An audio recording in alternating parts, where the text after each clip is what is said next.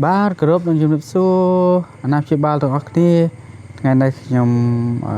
ថតតទៅនឹងសកម្មភាពរៀននិងបង្រៀនរបស់ខ្ញុំនៅម៉ោង6:07បាទនេះគឺជាថ្នាក់ភាសាអង់គ្លេសដែលខ្ញុំបង្រៀនដោយផ្ទាល់បាទអាណាព្យាបាលដែលមានបំណងចង់ឲ្យកូនមករៀនជាមួយខ្ញុំអាចអញ្ជើញមករៀនបានបាទនៅម៉ោង6:07និង7:08បាទខ្ញុំមានបើកបង្រៀនផ្ទាល់ពីថ្នាក់ម៉ោង6:07និង7:08ដែលឡែកម៉ោង5:46:45មានគ្រូផ្សេងទៀតដែលគាត់បង្រៀនអញ្ចឹងអាណាព្យាបាលទាំងអស់បើសិនជាមានចំណាប់អារម្មណ៍ចង់ឲ្យកូនមករៀនភាសាអង់គ្លេសណាជាមួយខ្ញុំអាចឲ្យមករៀនបានធានាគុណភាពបាទរៀនឆាប់ចេះឆាប់ចាំ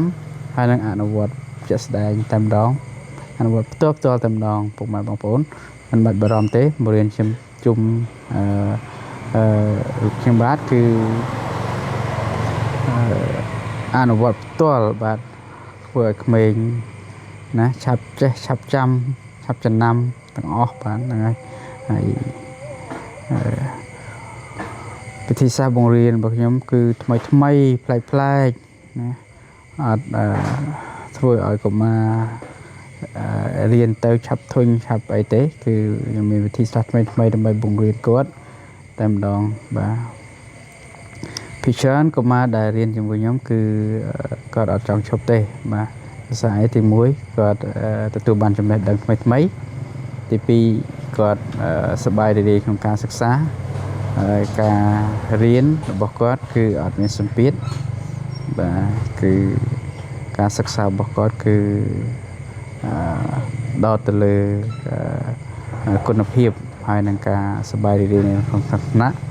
ធ្វើឲ្យកុមារឆាប់ចេះឆាប់ចាំបាទហើយមើលតែសកម្មភាពទៅគឺបងប្អូនអរគ្នាអាចដឹងហើយថាការបង្រៀនរបស់ខ្ញុំគឺបែបណាអញ្ចឹងខ្ញុំពិតជាសប្បាយចិត្តខ្លាំងមែនទែនបានឃើញពុកម្ដាយអាណាព្យាបាលដែលបានបញ្ជូនកូនមកសិក្សាភាសាអង់គ្លេសឃើញថានេះគឺជាវិធីសាស្ត្រមួយដ៏ល្អដែលទុកឲ្យកុមារជំនាន់ក្រោយដើម្បីទទួលបានចំណេះដឹងនិង